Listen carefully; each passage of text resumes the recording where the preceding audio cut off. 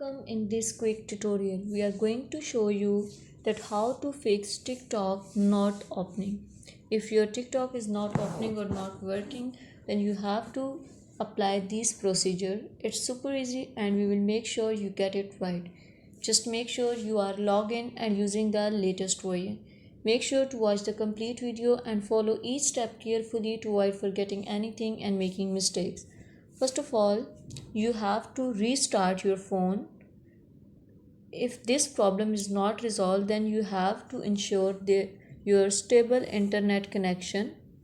You have to check your Wi-Fi is properly working or your mobile data network is working properly. If this problem is not solved, then you have to update this TikTok app or reinstall the TikTok app.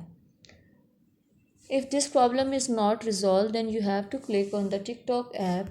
The app will appear. You have to click on the profile. This type of screen appear. Then you have to click on the three lines that appear on the right top corner. Click on setting and privacy. Now scroll that screen and click on free up space. Then click on clear cache. Your all the data will be cleared and your app will start to work properly. That was all that how to fix TikTok if not working or not opening.